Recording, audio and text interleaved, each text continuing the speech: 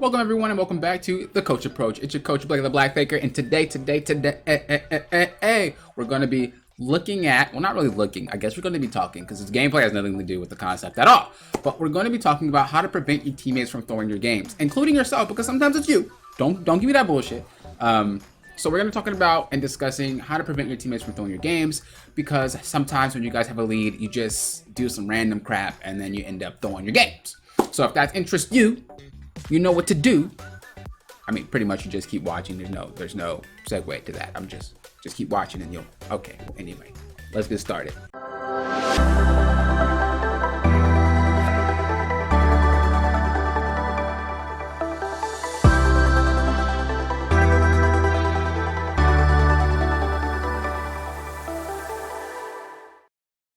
Okay, so pretty much what happens, how to prevent your teammate from throwing. What particularly happens? Like, how do you throw? Well, first off, everybody wins lane, or maybe you get some people to win lane, or maybe you got some people winning lane and then some people losing lane, whatever. The point of the matter is your team as a whole is ahead. And when do you usually throw a game? Usually games are typically thrown around that 25 to 30 minute mark. Somewhere around there, the game will be thrown. If it's any later than that, then for some reason, I don't know how the winning team didn't close up the game yet. And eventually it will lead to a throw, but about 25 to 30 minute mark is generally when, what I call honestly, the chicken head hour. That's where your whole team just starts running around like y'all could be grouping like mobsters. Y'all could be just going ape and just stomping objectives, everything. And then for some reason, everybody's alarm goes off at 25 minutes and everybody turns into a goddamn chicken with their head cut off. I don't know why. I actually don't know. And they start walking around not fucking grouping. People aren't fighting with other people. It's so strange. But that's what happens. So, typically speaking, what can you really do to prevent stuff like that? What can we do to make sure that that doesn't happen? And one thing that I do, and one thing that I try to do, unless I'm the one to throw the game myself, because it does happen, as I said, we do happen to throw the games. Doesn't even matter about our teammates. Sometimes it's us. One thing you need to learn how to do is micromanage your team. You need to understand that your teammates eventually will start doing things by themselves. And so if you're not constantly calling plays, if you're not constantly micromanaging what's happening, then you're going to get yourself into a position where you're not able to actually carry the game. You're going to get yourself in a position where people are going to start doing other stuff because they think they know. And the problem with that is, especially if you're the one watching the videos, if you're the ones getting coached, if you're the ones getting VOD reviews, if you're the one looking up forms, writing notes for yourself, looking at your own replays, right? The average player doesn't do that.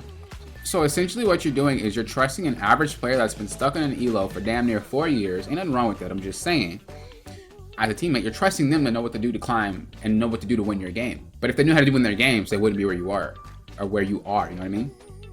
So that's why you put the strain on yourself, so that if you do happen to make a mistake, if you do happen to throw your game, we can improve that. But we can't improve if someone else makes a mistake. We can't improve if someone else throws the game, right? That's not happening. So the best thing you can do is to micromanage your team. How do you micromanage your team? Well, you have to make sure, like I said before, that they do not keep their focus away. Solo queue teammates are like fishes when it comes to solo queue teammates are like fishes when it comes to can I speak?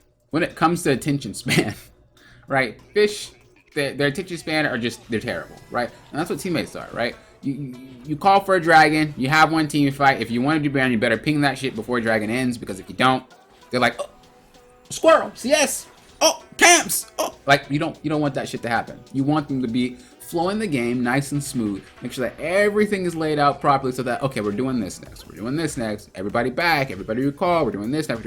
And that's how you keep your teammates from having a problem where they start inting, where they start going to do plays that they know they don't know how to play. Because some people are extremely good at laning, and that's why they're ahead. But then when it comes to that mid and late game, but also some people are extremely terrible at laning, but when it comes to that mid and late game, they're gods.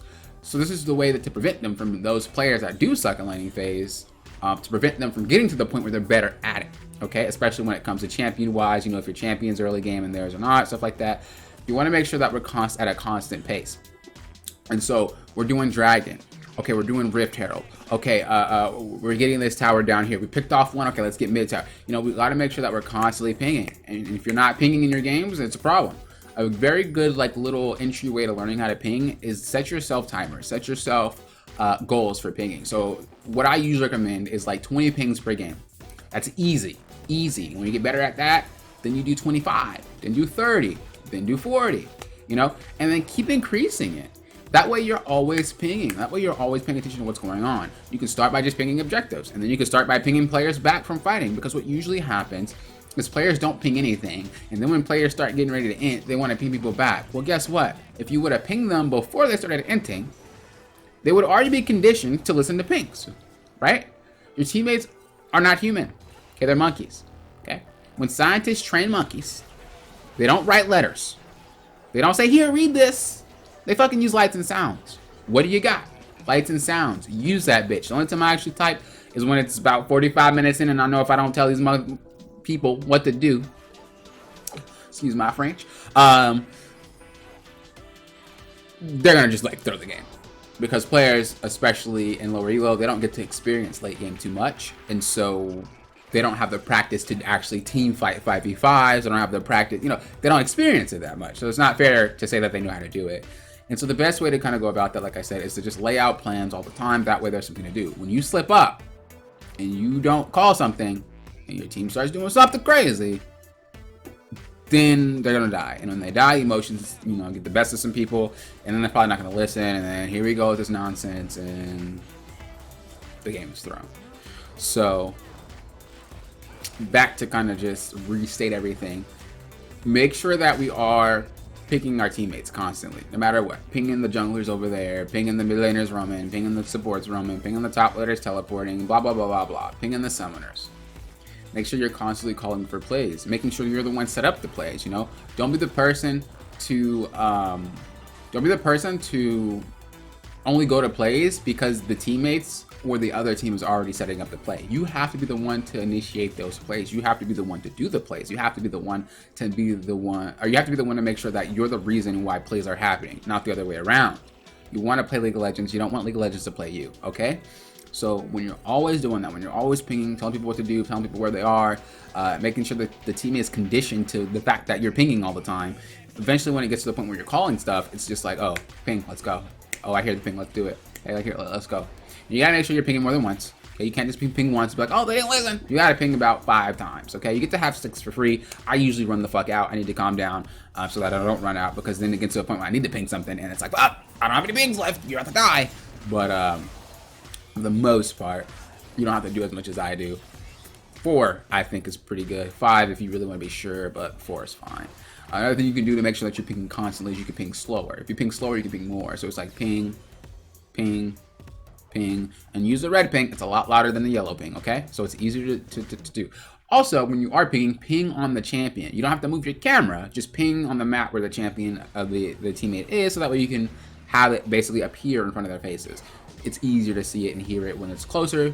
Riot made it so if the ping is further away, they can't really hear it. So yeah, definitely do that as well. Okay, so the main things, once again, as I just said, I'm wrapping it up, and then I say it again. I'm gonna say it one more time because we got off the shits a little bit. Make sure you're constantly pinging all the time. All right, condition them in the beginning of the game, and then just keep pinging throughout the game. Basically, any information you know or any play you want to do, make sure it's being pinged, targeted, whatever.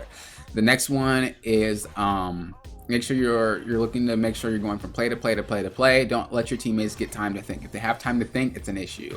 The next one is always play League of Legends. Don't let League of Legends play you. You need to be making sure that the plays are happening because you're making the plays, because you're telling the team to go here, because you're setting up for these dragons, you're setting up for these rift arrows, you're making these dives possible, so that when you call for something else afterwards, they're already ready because you called it the first thing in the first place, and then they'll just go to the next thing, okay? So that's pretty much how you can prevent throws from happening. You do not just want to play your own game and then let everybody do whatever the fuck they want to do, because it's a team game. You're not winning by yourself. It's just not happening. No matter how fed you are, there's not 1v5ing. Okay, when you see clips and montages, the team is there fucking helping, and the ADC or the mid laner just happens to clean up, or the person is so fed that they can 1v5, but even then, all they have to do is CC that son of a bitch, and that's that. And usually those clips are from being like 5 levels ahead and shit like that. But once again, it does get to a point where then they can handle you and you throw the game. Okay, so remember, it is a team game. You are gonna need your team. You're gonna need to pay attention to the 3 things that we talked about: positioning, ultimates, and resources. Okay, the positioning is bad, we don't go for the fight. If the positioning is good, we don't have ultimates. Specifically, some champs do need their ultimate to actually team fight. We don't fight. And then of course resources, HP and mana. If we don't got that, we don't fight. We need to have all 3 of those for our plays to actually work. We get that shit down, your play should be fine. So always look to micromanage. Okay, that's the best way to prevent throwing. Thank you guys for watching. I do appreciate it. Once again, we need 200 subscribers. We're going to have some free coachings. If you guys want free WoW review, join my Discord, and we will have this each Sunday. We also do community game nights if you would like to do that on Thursday. And that's pretty much it. Thank you guys for watching. I appreciate it. Without further ado, thank you for approaching this like a coach.